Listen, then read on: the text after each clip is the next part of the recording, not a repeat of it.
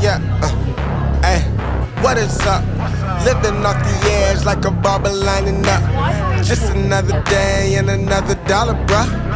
I'm dialing in, just count it up. Another win, can't get enough. Watch me pivot in a clay for my love. Pisces, I live in a lake and I love it.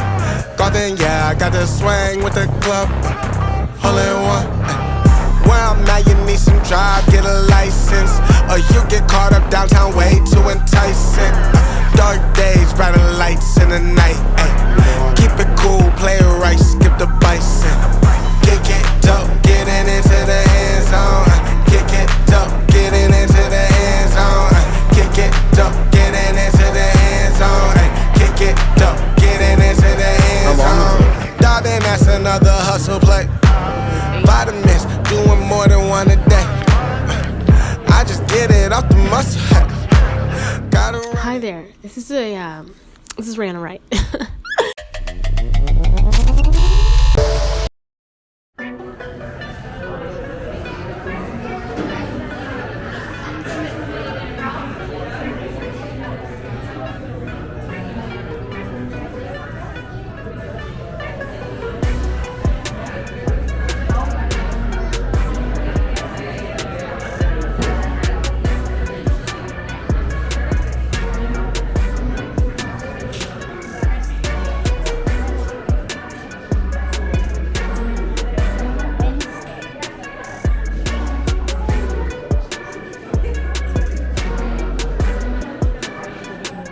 Tony Mancini, and I'm an HRM counselor here in beautiful Dartmouth, Cole Harbour area, so it's good to be here today with all of you. On behalf of all my colleagues at Regional Council, Mayor Savage, and my colleague and friend that's here today, Iona Stoddard, we're going to hear from very shortly. Very pleased to be here with you today. So first of all, I'd like to acknowledge that we are on the land of the Mi'kmaq people. And here in Nova Scotia, particularly HRM, we consider ourselves all to be treaty people. But also, it's very important that I also acknowledge the people of the African descent, and that have been in Nova Scotia for over 400 years. And we honor and offer gratitude to those ancestors of African descent who came before us in this land. We would like to recognize that Nova Scotia is home to over 50 African Nova Scotian communities, whose culture, heritage, and histories have been and remain a key part of this province for hundreds of years. For generations, African Nova Scotians have experienced inequities due to systematic racism in Halifax, Nova Scotia, and unfortunately, still to this day, which we are all very sad about. But events like today help with amplifying Black voices, invest in the Black community, and invite unity and opportunity for change.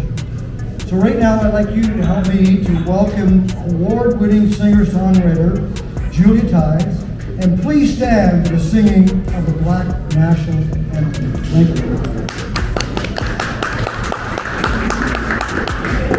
Lift every voice and sing till earth and heaven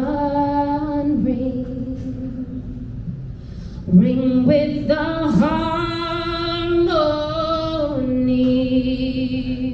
of liberty. Let our rejoicing rise high as the listening skies. Let it resound loud as the rolling sea. Sing a song full of the faith that the dark past has taught us. Sing a song full of the hope that the present has brought us. Facing the rising sun, oh, our new day begun. Let us march on till victory. is one.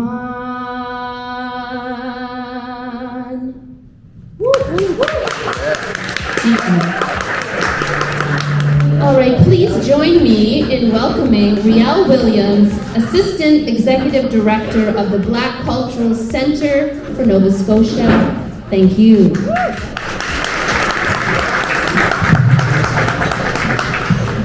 Hello everyone. So I will be speaking for a moment, so just bear with me.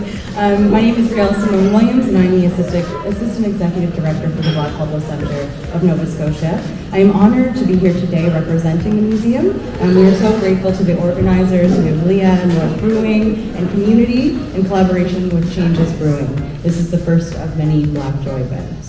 And thank you for all of your support here today. So a little bit about the Black Cultural Center. It was established as a society in 1977 from the vision and dream of Reverend Dr. William Peraleen Oliver and his wife, Dr. Peraleen Oliver. Community stakeholders, leaders, and caretakers. Their love of their community and culture was the driving force of creating an educational hub dedicated to Black culture and history. Their hard work came to fruition when the facility, that is the Black Cultural Center, was built in 1983. The mandate that the Black Cultural Center strives to uphold and has for 40 years is the protection, promotion, and preservation of African Nova Scotian history and culture. This multi-use space is a gathering place to share history, to educate, and engage in fellowship, and to share in the preservation of our history. Like today, we gather in this space to support one another in Black Joy. If you have the chance, I recommend coming to the museum. The history protected and shared within the walls of the Black Cultural Center highlights the narrative of the Black experience in Nova Scotia. Dating back to our ancestors who first arrived in the early 1600s, community, religion, lifestyle, perseverance, and celebration of our resiliency are just some of the words I will say to describe the rich history of Black people here in Nova Scotia. I urge you to take the time to visit the center because our history is Canadian history. And I was supposed to introduce Les Oliver, who is the son of Dr. Peraleen Oliver, but he is not here and he sends his regrets, so I will be speaking on his behalf. So I'm Les Oliver now. For Les's words, it's great to be here with these talented, keen performers who are willing to share their talents with us. My mother, Peraleen Oliver, was a great lover of public speaking and live performance. She was great at sharing her ideas and expressing her feelings through her words, leading the way for all African Nova Scotians to fully participate in what this province has to offer. Through her youth, there were many places where Blacks couldn't go. She spent her life removing those barriers. She worked particularly hard to make sure that schools, colleges, training programs, and universities would accept students regardless of race and gender. She loved to help young people discover to achieve their life goals. The Peraleen Oliver Education Fund at the Black Cultural Center helps support programs that encourage education. The book, Peraleen Oliver, A Black Crusader for Civil Rights, explains how she developed her talents and dedicated them to improving Nova Scotia. Some things are different today, but her life lessons are true now as they were back in the early 1900s. As she explained on CBC in 1947, she recognized that her sons all had different personalities and different needs. It amazes me that she could help each of us develop skills that we have. So to everyone out there, I say, find something that you are good at and learn how to do it even better. Now, please join me in welcoming Councillor Iona Stoddard, District 12, HRM City Councillor serving Timberley, Lakeside, Wedgwood, Clayton Park, and the historic Black community of Beachville. Hey!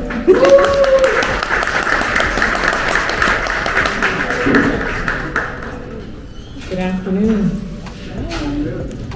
It's a beautiful day. I think we can do better than that. Good afternoon. Good afternoon. There you go. There you go. This event is intended to bring together Black artists and provide a safe, shared space for those just finding the flow of those out in the world. It will be a place for people to share and bask in the joy of Black excellence in art, such as poetry, spoken word, passage reading, storytelling, song, dance, musical instrument performances, comedy, and much, much more. Sure, there's much, much more. It is an open mic event for individuals of all cultural backgrounds, communities, racial and gender identities, and sexual orientations, religions, beliefs, and abilities. The Black Joy event is intended to create an inclusive space for all, but in celebration of the Black artists throughout our region, this celebration is meant to share with all, and I encourage you and anyone to please see Vanessa to get started and get a slot in for the mic. No talent is too big or too small. Please feel comfortable to share what you bring to the table. I also want to remind you all to please respect during the performances, and please silence your phone, take calls outside, and please bring your hearts and open minds. Please note that there will be explicit content during this event, which may include coarse language, mature themes, and subject matter. Please eat, drink, and enjoy, and support today's cause. See the wonderful staff over there, and buy lots of tickets, eat and drink. And be sure to check out the talent board to find out how to connect with those who perform today. And now, I am pleased to introduce poet, educator, talented host, your host, Leah A. Finley.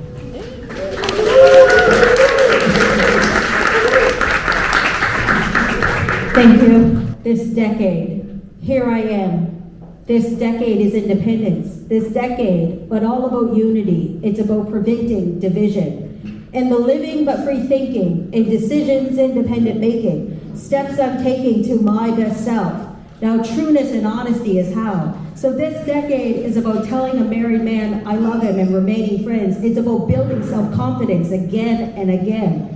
After being knocked down, sometimes by myself, this decade is not about wealth, but it's about being rich in community and spirit in my best life now, even if that's found on simple terms and dimes. This decade is mine. This decade comes after one of self-exploration. It's revealing what found and sharing the treasure of me with others. This decade is not about finding myself, but sharing myself, my story, my words, and gifts, prompting me to ask, what have I to give? The cushion in the shoes for those coming up after me, the gentle nudge in their back, because it may be about sharing myself, but it's about spreading the wealth and expression, making, seeing, doing, and knowing. This is where I'm going this decade. Welcome to Black Joy, and Joy, welcome to the first annual Black Joy. Please join me in welcoming Mrs. Brett DaCosta, who will be reading on behalf of Shelley Cromwell, author and artist of Nova Scotia.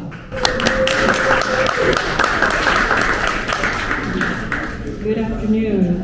I will be sharing an excerpt from the science fiction novel Nubia, written by local author Shelley Cromwell. Sorry, I'm a little nervous. Good, good. You look fabulous. He washed up and was the first one out of the bathroom. I took a little longer than he did. I wanted to shave my legs. By the time I was dried up and dressed, he had breakfast on the table. He sat in the chair that faced the hallway so he could see me coming. I sat down and smiled at him, so enlightened by his grace. He glowed more than usual. I knew my heart was a part of his now. I'm ready to hear more about Nubia. His eyes were shining as he felt my interest intensify. I wanted to know more about his unknown realm. How about you turn your phone off so there's no interruptions? I agreed and stood up to shut it off. I sat on the sofa and he came in to join me, wrapping me in his arms. He began to tell me about the beautiful realm I was soon to belong to. Nubia is one of the first realms to exist. The other realm is called Lubria. It is well known to humans.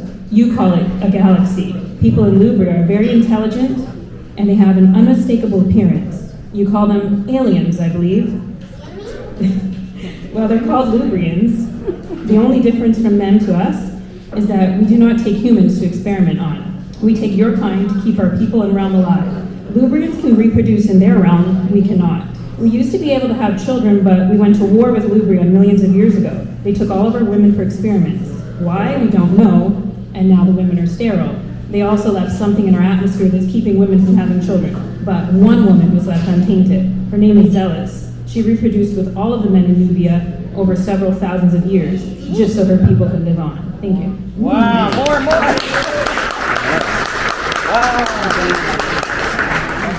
Thank you for that.